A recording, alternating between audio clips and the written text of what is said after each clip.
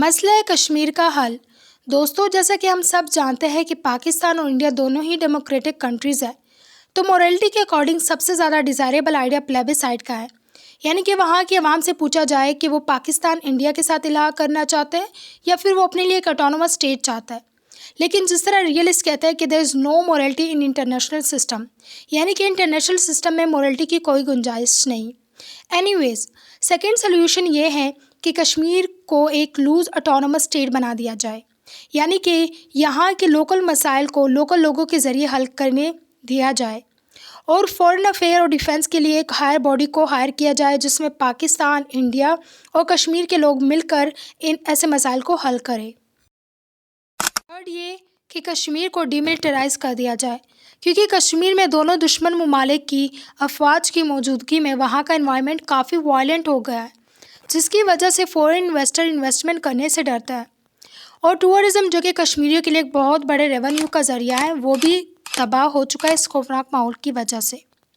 اور دوسرا، اس violent environment کا ریپرکشن یہ ہے کہ ایسا وائلنٹ انوائرمنٹ ہمیشہ ٹیررسٹ کو جنم دیتا ہے، اور دشمنوں کے لیے آسان ہو جاتا ہے ایسے ماحول میں ٹیررزم کو مزید ایکٹیویٹ کرنا، تو یہ ماحول پاکستان اور انڈیا دونوں کی سیکیورٹی کے لیے بھی خطرہ ہے۔ مسئلہ کشمیر کو حل کیوں نہیں کیا جا رہا؟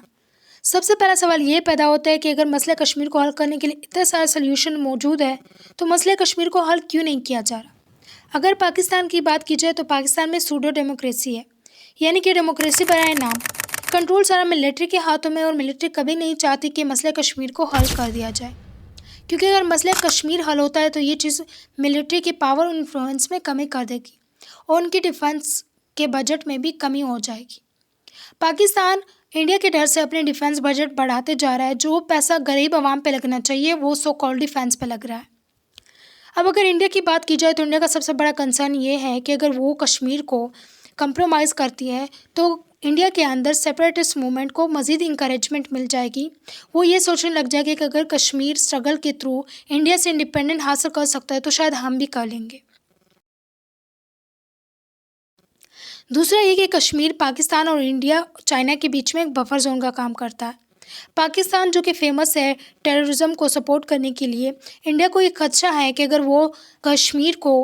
کمپرومائز کرتا ہے تو یہ جو ٹیررزم ہے یہ شاید انڈیا میں بھی پھیل جائے گی، اور یہ چیز انڈیا کی سیکیورٹی کے لیے خطرہ بن جائے گی۔